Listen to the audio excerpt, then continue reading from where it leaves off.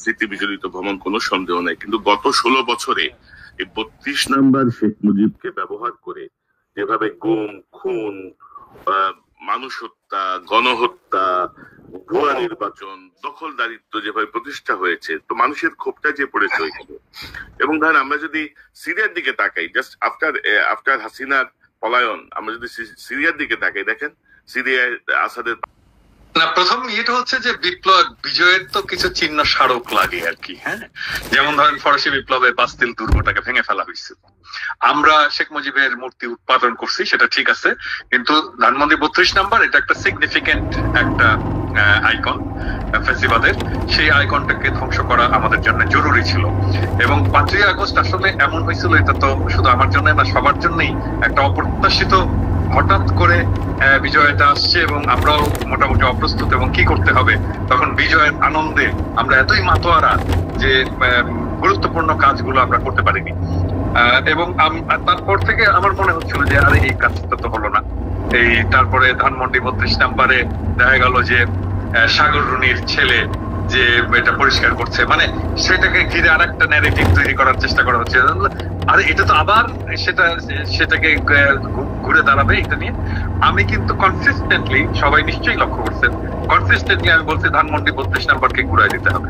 হ্যাঁ, ইভেন আমার 2 এপিসোড আগেও আমি বলছি যে ধানমন্ডি 32 নাম্বারকে ঘুরাই দিতে হবে। বুলডোজার শব্দটা আমি ক্যাটাগরিক্যালি বলছে, আমি তো ইঞ্জিনিয়ার না, আমি তো জানি না। আজকে আমাকে বলতেছে ইঞ্জিনিয়াররা যে দাদা এটা বুলডোজার না, এটা এক্সকাভেটর লাগবে। এবং যখন বুলডোজারের কথা বলছি তখন অসংখ্য মানুষজন আমার কাছে ইয়ে করছে, এবং আমি নাম বলতেছি না, কিন্তু একজন ভদ্রলোক, সরকারি একজন ইঞ্জিনিয়ার, যিনি বুলডোজার এক্সকাভেটর সাপ্লাই দিচ্ছেন আগে বিভিন্ন জায়গা থেকে নিয়েছে, আরো আসবে, এখন এসছে, আরো আসবে। তো এটা একটা ঐতিহাসিক মুহূর্ত। এবং এই আমি কিন্তু সত্যিকার অর্থে আমি বলি, আমি কিন্তু কল্পনা করিনি যে 32 নম্বর আমরা ঘুরাই দিতে পারবো। আমি এটা মনে করি, আমার মনে হয় যে কেউই বোধহয় মনে করেনি, কারণ এটা সেই দিন করা যায়নি। সেদিন করা গেলে হয়তো 5ই আগস্ট করে, 5ই আগস্টের 6 মাস পরে এটা আবার আমরা করতে পারবো। হ্যাঁ, যে এখানে আমরা অনেক বিভক্ত হয়ে গেছি, আমাদের শক্তি, আমরা মনে করছি যে আমাদের শক্তি কমে গেছে, জনগণের ঐক্য, আওয়ামী লীগ ফিরে আসছে তার একটা শক্তি নিয়ে, সরকারের প্রতি অনেক বিরূপ বিতৃষ্ণা এটাও জন্ম নিয়েছে, তাদের অদক্ষতা আমাদেরকে ক্ষুব্ধ করছে। এরকম একটা সময় আমরা এটা করতে পারবো, এটা আমি কিন্তু কল্পনা করি। কিন্তু আজকে একটা অসম্ভব একটা বিষয় ঘটে গেল, যেটার সিগনিফিকেন্স মারাত্মক। সেটা সিগনিফিকেন্স হচ্ছে বিপ্লবের আগুন এটা দেবে, বিপ্লব এখনো জিন্দা আছে এবং আমাদের ক্ষত শুকায়নি, এবং আমাদের ঐক্যের যেটা শীর্ষবিন্দু ফ্যাসিবাদের বিরুদ্ধে, সেখানে আমরা সবাই আমাদের পরের পথটা হয়তো ভিন্ন হতে পারে, কিন্তু ফ্যাসিবাদ যে বাংলাদেশে ফিরবে না এবং ফ্যাসিবাদের আমরা কোনো চিন্তা রাখবো না, সে ব্যাপারে গোটা জাতি, পুরো জাতি আবার একমত। শুধু কিন্তু আরেকটা জিনিস, শুধু কিন্তু ঢাকায় হয়েছে তা না, খুলনায় হয়েছে।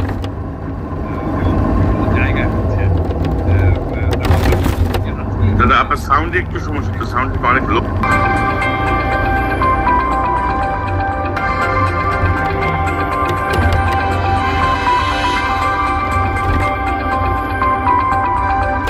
Choose your color. Discover your scent.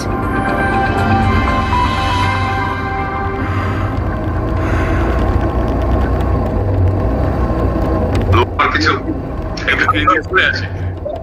আমি আবার আসতেছি।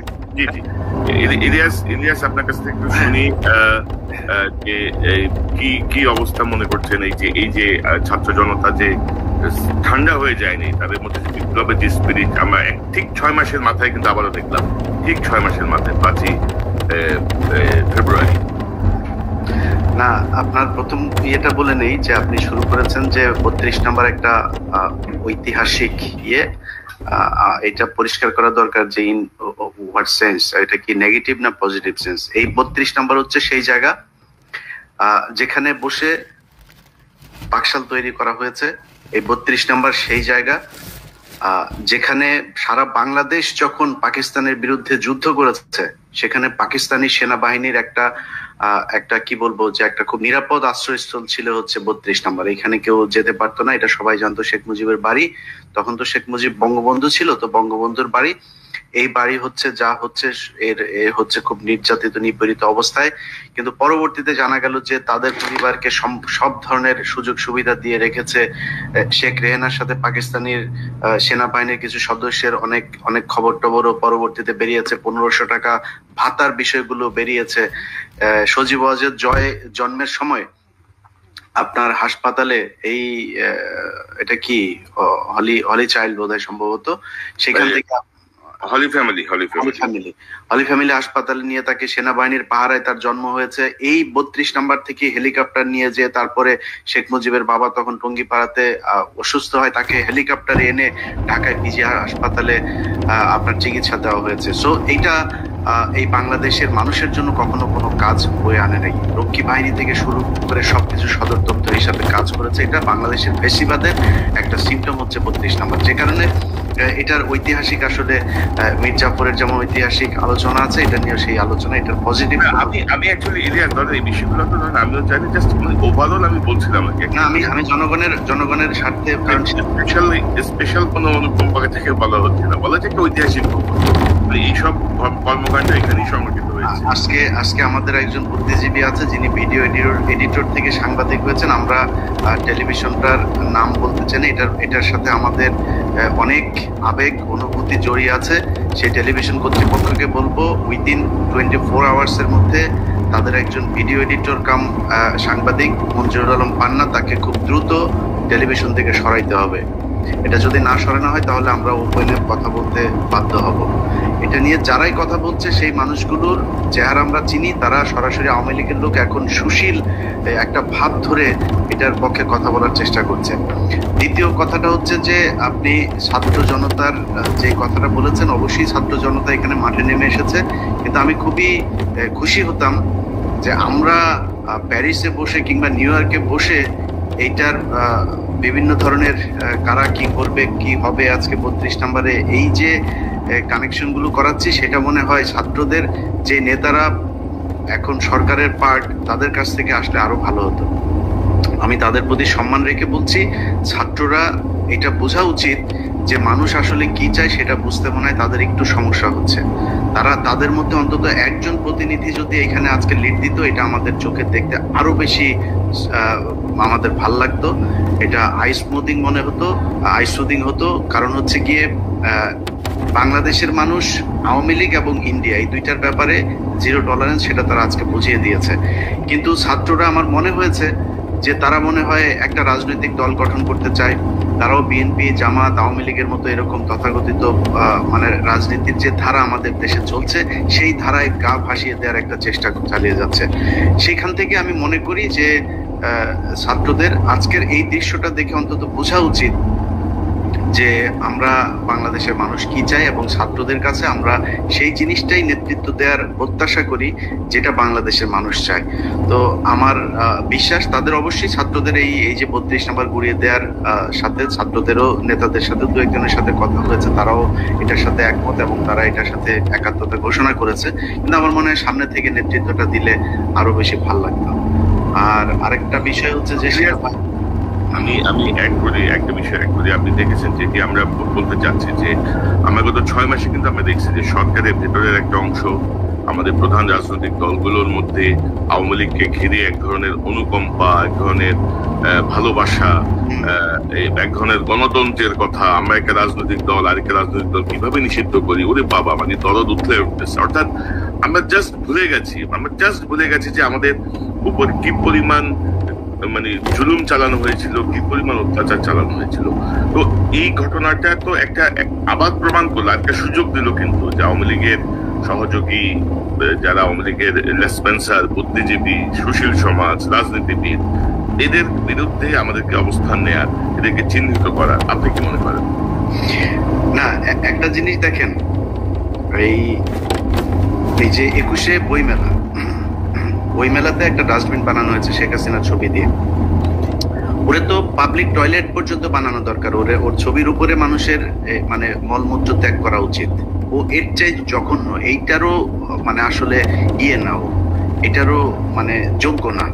এর চাইতে জঘন্য জায়গায় ওকে রাখা উচিত। কিন্তু সেটা নিয়েও আপনি দেখেন বাংলাদেশের মেইন স্ট্রিমের পত্রিকা পর্যন্ত যে এই বইমেলা হচ্ছে খুব পবিত্র জায়গা, এখানে শফিকের মতো একজন মানুষ সে কিভাবে এটা করলো, এই ন্যারেটিভ গুলো কিন্তু দাঁড় করিয়ে তারা কিন্তু মানে বই মেলাটাকে খুব বেশি করার চেষ্টা করছে না, তারা শেখ হাসিনাকে গ্লোরিফাই করার চেষ্টা করছে, শেখ হাসিনাকে নিয়ে যাতে আর কোনো ধরনের এই ধরনের কাজ না হয় এটা চেষ্টা করে যাচ্ছে। যেন আওয়ামী লীগ এবং ইন্ডিয়া এই দুইটা জায়গাতে যেন আমরা সবাই একমত থাকি, এবং এই যে ছাত্রদের ভেতরে যে বিভাজন তৈরি করার চেষ্টা করা হয়েছে, আপনি যে কথাগুলো বলছিলেন যে ছাত্রদের ভেতরে এক নাই, ছাত্রদের ভেতরে, আরে ভাই পৃথিবীর ভেতরে মানুষ একটা খুবই এদের সহজাত একটা স্বভাব সুলভ একটা বৈশিষ্ট্য হচ্ছে যে মানুষের ভেতরে নানান বিষয় নিয়ে মত পার্থক্য থাকবে। বিএনপির ভেতরে থাকবে, জামাতের ভেতরে, বিশাল বড় বড় রাজনৈতিক দল, তাদের দলের ভেতরেই সমস্যা। দুইটা দল প্যারালালি চলতে গেলে তো তাদের মধ্যে অনেক সমস্যা। সেম টোনে কথা বলতেছে এত হত্যাকাণ্ডের পরেও।